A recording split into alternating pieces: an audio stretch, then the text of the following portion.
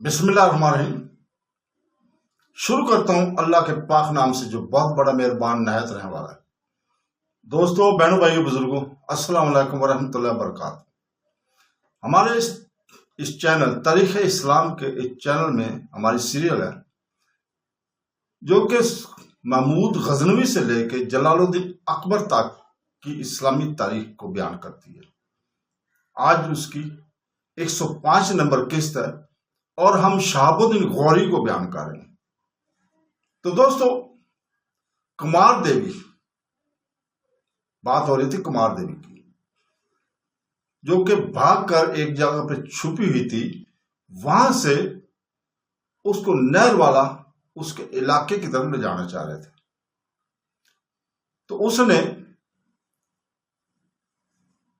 रामदास से कहा कि बाबा, क्या ऐसा मुमकिन नहीं है कि यहां से निकलकर पहले मैं ऐबा के पास जाऊं ताकि इसके बाद नहर वाला का रुख करूं। मैं एक इंतहाई अहम और नाजुक मौजू पर ऐबा से बात करना चाहती हूं और इससे मिलकर ही मैं नहर वाला जाना चाहती हूं। कुमार देवी की खामोश होने पर रामदास ने इसे मुखातब किया, बेटा, तुम एक अच्छी खबर तो मुझसे सुन चुकी हो, तुम बुरी खबर को भूल गई हो। मेरे ख्याल में जब मैं बुरी खबर तुमसे कहूंगा तो तुमने जो नहर वाला जाने से पहले ऐबा के पास जाने की ख्वाहिश का इजहार किया, तो इस खबर के दौरान मेरे ख्याल में तुम्हें तुम्हारी इस ख्वाहिश का खुद ब खुद ही जवाब मिल जाएगा। रामदास के इन अल्फाज पर कुमार देवी चौंकी थी, वो चौंक गई थी। फिर बड़े गौर से इसकी तरफ देखते हुए वो कह रही थी, अच्छा, अगर ये बात है तो दूसरी खबर जिसे तुम बुरी खबर कह रहे हो कह दो, वो क्या है, ताकि मैं भी जानूं कि हालात मेरे खिलाफ कैसी करवट ले रहे हैं। कुमार देवी जब खामोश हुई तब रामदास ने कहना शुरू किया, बेटा, जो कुछ मैं कहने लगा हूं वो तुम्हारे लिए वाकई दुख और अफसोस का बहस होगा, लेकिन जो कुछ मैंने सुना है वही तुमसे कहूंगा। जैसा कि मैं पहले बता चुका हूं कि एक बार तुम्हारे पिताजी को मुसलमानों के हाथों इससे पहले शिकस्त हो चुकी है। इस वक्त तुम यहीं थी। अब जो नई खबर आई है वो ये है कि मुसलमानों का एक लश्कर फिर नहर वाला पर हमला आवर होने के लिए पेशकदमी कर रहा है, इसलिए कि मुसलमानों के बकौल तुम्हारे पिताजी ने से एक नई नहीं कई मौका पर गलतियां हुई हैं। पहली गलती वो ये शुमार करते कि नहर वाला के राजा ने त्रैन के दोनों जंगों में हिंदुस्तान के दूसरे राजाओं का साथ दिया, और वो ये भी कहते हैं कि जब मुसलमानों ने नहर वाला के राजा यानी तुम्हारे पिताजी को शिकस्त देकर अपनी पहली पेशवाई का इंतकाम लिया तो राजा को अमन और सुलह के साथ रहना चाहिए था। लेकिन मुसलमानों का कहना है कि तुम्हारे पिताजी ने मुसलमानों से इंतकाम लेने की ठान ली थी, लिहाजा इसने इस वक्त अपना एक लश्कर मुसलमानों के खिलाफ लड़ने के लिए भिजवाया, जिस वक्त राजपूत बयानिया के मकाम पर मुसलमानों से कराने का अज़म किए हुए थे। बयाना में शिकस्त के बाद राजपूत जब अजमेर की तरफ भागे तो इसमें नहर वाला के भी लश्करी थे। अजमेर के नवाब में कुतुबुद्दीन ऐबक और ऐबा ने जब इन्हें शिकस्त दी तो शिकस्त खुर्दा सारे राजपूतों के अलावा वो लश्करी जिन्हें तुम्हारे पिताजी ने मुसलमानों के खिलाफ लड़ने के लिए रवाना किया था, वो नहर वाला की तरफ भागे हैं। और अब कुतुबुद्दीन ऐबक और ऐबा दोनों अपने लश्कर के साथ इन्हीं शिकस्त खुर्दा राजपूतों के तआक़ुब करते हुए नहर वाला का रुख कर रहे हैं। यहां तक कहने के बाद रामदास रुका, फिर अपनी बात को आगे बढ़ाते हुए कह रहा था, बेटा, मुसलमानों का यूं अपने लश्कर के साथ नहर वाले की तरफ जाना अब किसी नतीजा खैज नहीं रहेगा, नतीजे के बगैर नहीं रहेगा, क्योंकि तुम्हारे पिताजी ने बहुत से मौका पर मुसलमानों के खिलाफ कार्रवाइयां की हैं। लिहाजा मेरा अपना अंदाजा है मुसलमान इस बार फिर नहर वाला पर हमला आवर होंगे और नहर वाला पर कब्जा करके रहेंगे, इसलिए कि पहली बार जब मुसलमान तुम्हारे पिताजी से तुम्हारे पिता अपने लश्कर के साथ शहर में मशहूर हो गए थे, उस वक्त इस वक्त भी जुआई करते हुए मुसलमान शहर पर कब्जा कर सकते थे। मुसलमान शहर पर कब्जा जब कर सकते थे, लेकिन इनकी गैर मौजूदगी में इसका हालात खराब हो गए थे। लिहाजा नहर वाला का मुआसरा करने की बजाय कुतुबुद्दीन ऐबक और ऐबा लश्कर को लेकर बयाना की तरफ चले गए थे। अब जो वो नहरवाला की तरफ जा रहे हैं तो मेरे ख्याल में वो कोई फैसला कौन जंग करेंगे। बेटा अगर इस मौका पर तुम यहां से निकल कर वक्त जाया कि बगैर नहरवाला की तरफ जाओ तो क्या तुम इस जंग को रुकवा नहीं सकती हो। ये खबर सुनकर राजकुमारी कुमार देवी और उदास और परेशान हो गई थी। दुख भरे अंदाज में कहने लगी, रामदास मेरे मोहतरम, मैं ये जंग कैसे रुकवा सकती। अब जाके इस मुसलमान बकौल मेरे बाप से गलतियां हो चुकी हैं तो मुसलमान हमला आवर होने से टलेंगे नहीं। और फिर मुसलमानों में मेरी क्या हैसियत है, क्या मैं जंग को रुकवा सकूंगी। और मुसलमानों के लश्कर में एक अब्बा की जात है जिसे मैं जानती हूं, लेकिन माजी में इससे मेरा सलूक कैसा रहा है वो सब जानते हैं। इसकी बिना पर वो शायद मेरी शक्ल देखना भी पसंद ना करे। बहरहाल मैं यहां से निकलकर वक्त जाया किए बगैर नहर वाला जाना पसंद करूंगी और देखूंगी कि मुसलमानों के हमला आवर होने से हालात कैसे रुख इख्तियार करते हैं। रामदास उठ खड़ा हुआ और कहने लगा, बेटा अगर ये बात है तो फौरन खड़ी हो जाओ, वक्त जाया ना करें। अब्बा के लश्करी हमारा इंतजार कर रहे होंगे, हमें फौरन यहां से कूच कर जाना चाहिए। भगवान दास, राज सुंदरी और किरण कुमारी उठ खड़ी हुई। कुमार देवी ने अपना मुख्तसर सा सामान समेटा। भगवान दास, राज सुंदरी और किरण कुमारी से वो रुखसत हुई। फिर रात की गहरी तारीकी में घर से निकलकर रामदास के साथ हो रही थी। दोनों बड़ी राजदारी के साथ दरिया के किनारे आए। वहां एक कश्ती इन दोनों के मुंतजर थी। इसी कश्ती में रामदास बाएं किनारे से दाएं किनारे की तरफ आया था। दोनों कश्ती में बैठे और मल्लाह ने चुपचाप कश्ती को हरकत में लाते हुए बाएं किनारे की तरफ जाना शुरू कर दिया था। दूसरे किनारे पर जाके कश्ती जब रुकी, रामदास और राजकुमारी कश्ती से उतरे। चंद कदम इस इमारत की तरफ बढ़े जिसके अंदर किसी दौर में देवदास और संग्राम ने कुमार देवी को महबूस कर रखा था। फिर एक जगह कुमार देवी रुक गए और रामदेव को मुखातब करते हुए इसने पूछ लिया, बाबा तुमने अब्बा के आदमियों को कहां बैठाया। जवाब में रामदास ने बेबसी का इजहार करते हुए कहने लगा, बेटी मैंने इन्हें कहां बैठाया है। संग्राम के इमारत में तो मैं नहीं बैठा सकता, इसलिए कि संग्राम का बाप अभी जिंदा है, वो कभी कभार ही इस इमारत की तरफ आता है। इसके बावजूद अगर मैं अब्बा के आदमियों को इस इमारत में ठहराता तो मेरे लिए खतरात उठ सकते थे। इसी बिना पर मैंने इन्हें इस इमारत की पश्ती हिस्से की तरफ, जहां दरिया के किनारे झाड़ झंकार का सिलसिला शुरू होता है, वहां बैठा रखा है। वो खुद भी किसी इमारत में घुसकर बैठने के लिए तैयार ना थे और वहीं बैठना पसंद किया जहां मैं तुम्हें अब लेकर जा रहा हूं। रामदास जब खामोश हुआ तो तफक्करात भरे अंदाज में इसे मुखातिब करते हुए कुमार देवी कहने लगी, बाबा जिन लोगों के पास तुम मुझे लेकर जा रहे हो, जाने वो कैसे हैं। यहां से ले जाने के बाद मेरे साथ क्या शुरू करें, वो पता नहीं मुझे नहर वाला या अब्बा के पास पहुंचाते हैं या नहीं। रामदास मुस्कुराया और धीमे से लहजे में कहने लगा, बेटा जिंदगी में किसी न किसी पर तो इतबार करना ही पड़ता है और फिर ऐसे माहौल और ऐसे हालात में तो एक नहीं कई लोगों पर इतबार करना पड़ता है। जहां तक अब्बा के इन आदमियों और साथियों का तल्लुक है तो मुसलमान है। मुझे उम्मीद है वो तुम्हें एक बहन की तरह अपने साथ रखेंगे और तुम्हें तुम्हारी मंजिल पर पहुंचाकर ही दम लेंगे, इसलिए कि उन्होंने वापस जाकर अब्बा को बताना होगा कि तुम्हें उन्होंने कहां पहुंचाया है। रामदास के इन अल्फाज पर कुमार देवी किसी कदर मुतमिन हो गई थी। इसके बाद वो आगे बढ़ी और चलने लगे थे। कुछ दूर जाकर कुमार देवी ने देखा इनके सामने कुछ हवेले दिखाई देने लगे थे।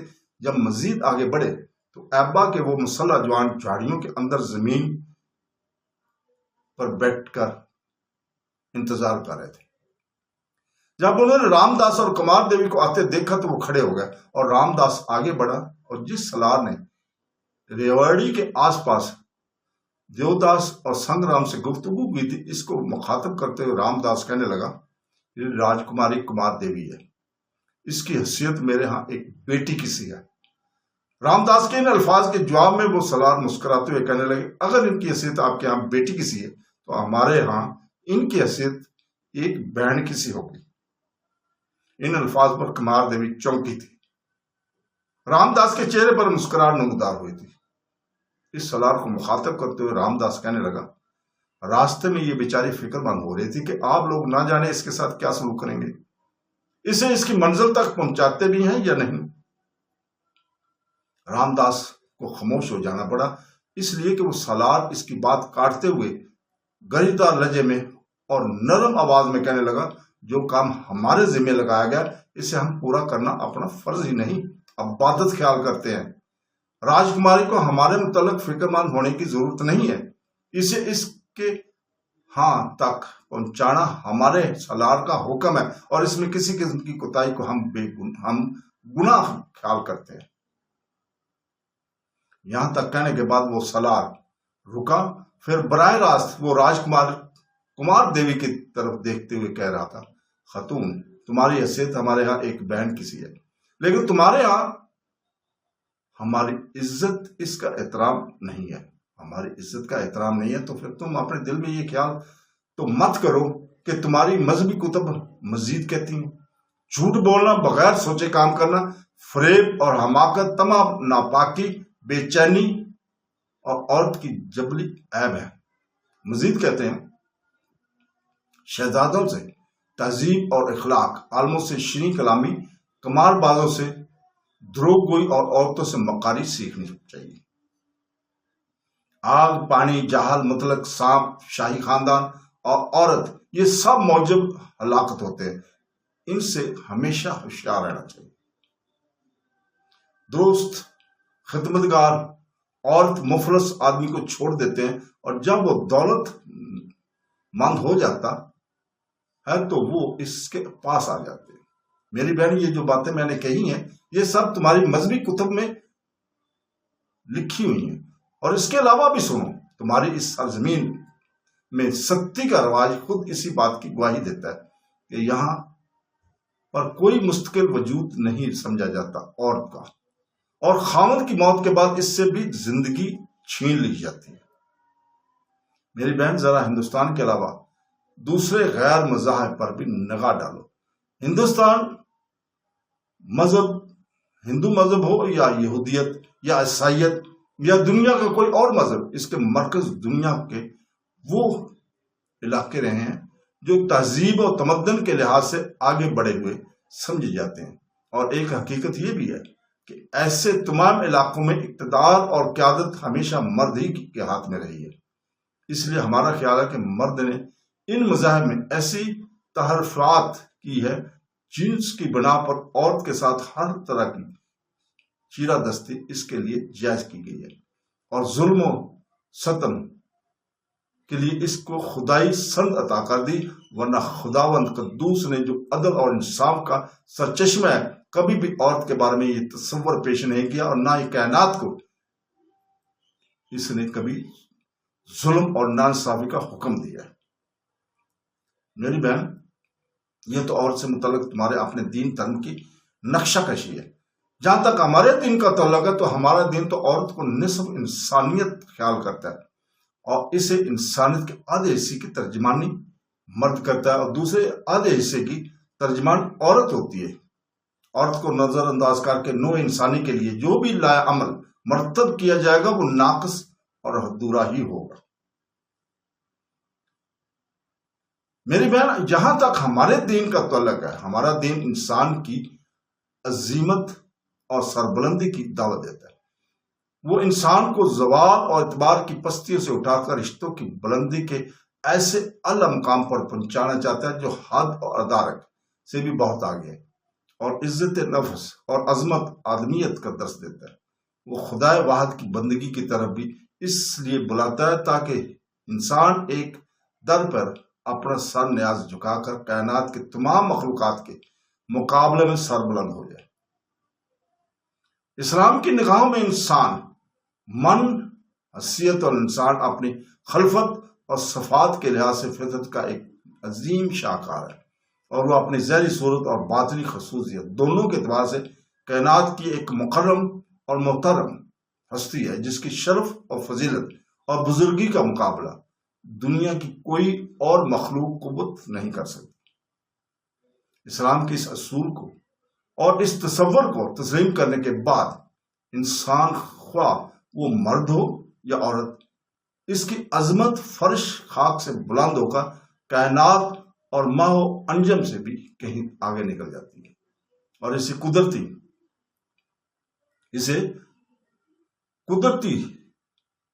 तौर पर खलकत और सिफात के लिहाज से फितरत का एक अजीम शाकार है, और अपनी ज़ाहिरी सूरत और बातिनी खुसूसियत दोनों के एतबार से कायनात एक मुकर्रम और मोहतरम हस्ती है, जिसकी शर्फ और फजीलत और बुजुर्गी का मुकाबला दुनिया के कोई और मखलूक और कुव्वत नहीं कर सकती। इस्लाम के इस असूल को और इस तसव्वुर को तस्लीम करने के बाद इंसान, ख्वाह वो मर्द हो या औरत, इसकी अजमत फर्श खाक से बुलंद होकर कायनात और माहो अंजम से भी कहीं आगे निकल जाती है, और इससे कुदरती तौर पर एक ऐसा ऊंचा मुकाम हासिल हो जाता है कि फिक्र और नजर की जिससे बढ़कर बुलंदी का कोई तसव्वुर मुमकिन ही नहीं रहता। इस्लाम के नजदीक इंसान की फलाह, सलामती और फिक्र और दुरुस्ती अमल के साथ वाबस्ता है।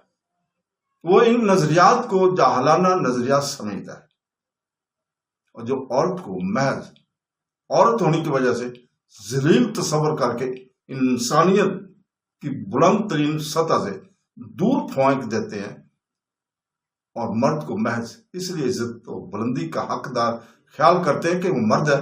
हमारा दीन, मेरी बहन, ये कहता है कि इज्जत और जिल्लत और सरबुलंदी और सरफराजी का म्यार मर्द और औरत दोनों के लिए तकवा और सीरत और इखलाक की बुलंदी से वाबस्ता है। जो इस कसौटी पर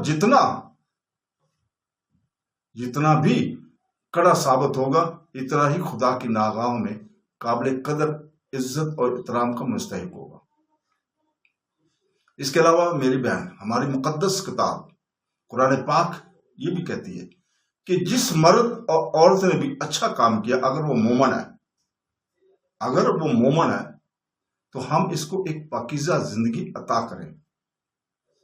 इसका हुक्म है कुरान पाक में, और इनके बेहतर अमाल का जिन्हें वो करते हैं अजर देंगे अल्लाह की जात। यहां तक कहने के बाद वो सलार फिर रुका, फिर दोबारा वो कह रहा था कि मेरी अजीज बहन, बुरा बात मानना और इससे मुतल्लिक हमारे दीन और तुम्हारे धर्म के असूल में जमीन और आसमान का फर्क है। मैं तुम्हारे सामने कोई लंबा चौड़ा वाज नहीं करना चाहता। जो कुछ मैंने कहा है, ये सब कुछ कहने से मेरा मकसद ये है कि एक बहन की हैसियत से तुम्हें हम पर इत्मीनान करना चाहिए। मैं तुम्हें जमानत देता हूं कि जिस तरह तुम हमारे हवाले की जा रही हो, इसी तरह हम तुम्हें तुम्हारी मंजिल तक पहुंचाएंगे इंशाअल्लाह ताला। यूं मानो ये जिस कदर मेरे साथ खड़े हैं, इन सब से तुम्हारा बहन भाई का रिश्ता है। अब मजीद कहो, क्या कहना चाहती? जब तक वो सलार बोलता रहा, कमार देवी बड़े गौर से, बड़े अजब से रद्द अमल से करते हुए सुनती रही। जब वो खामोश हुआ तब हल्की सी मुस्कुराहट में कहने लगी, मेरे भाई, मेरे कहने के लिए आपने कुछ छोड़ा ही नहीं है, ना ही मैं कुछ कहना चाहती थी। बस इतना कहूंगी कि मैं आंखें बंद करके तुम लोगों पर एतमाद और भरोसा करती हूँ। और बोलो, क्या कहते हो? इस पर वो सलार मुस्कुराया और कहने लगा, अब मैं कहता हूं कि सामने जो घोड़ा है, मेरी बहन, तुम इस पर सवार हो जाओ और हम तुम्हारे लिए जो लेकर आए हैं, और हम यहां से कूच करेंगे। आप घोड़े पर हमारे सामने सवार हो। कुमार देवी चुपचाप आगे बढ़ी। एक मुसल्ला जवान ने भागकर इस घोड़े की लगाम पकड़ी। कुमार देवी जब घोड़े पर बैठ गई तब इसने घोड़े की बाग कुमार देवी को दी। इसके बाद वो सलार इसके साथी वहां से लेकर रवाना हो गए थे। तो दोस्तों, वो अजमेर के दूसरी तरफ अजमेर के नवा में शिकस्त खाने के बाद जिन राजपूतों ने नहरवाला का रुख किया था, इनका सरबराह और सलार एक राजपूत गोर सिंह था। नहरवाला की तरफ भागते हुए इसने अपने आगे आगे तेज रफ्तार कासद नहरवाला के राजा भीमदेव की तरफ रवाना किए, और इसने अल्तमास की कि वो अपने लश्कर के साथ नहरवाला शहर से बाहर निकलकर खुले मैदान में सफ़े दोस्त काले मुसलमान हमारा ताक़ब करते हुए आ रहे हैं और हम तुम्हारे साथ मिलकर मुसलमानों का मुकाबला करेंगे। उन्होंने भीमदेव को यह भी तंबीह कर दी थी कि अगर इनका कहा मानते हुए भीमदेव अपने लश्कर को लेकर शहर से बाहर ना निकला तो मुसलमान इन्हें तो कुचल ही चुके हैं, लेकिन भीमदेव पर भी हमला आवर होकर इसे और इसके अहले खान को जिंदा नहीं छोड़ेंगे। तो दोस्तों हम यही रुकते हैं, इससे आगे हम अगली किस्त में इंशाअल्लाह ताला बयान करेंगे। अल्लाह हाफ़िज़।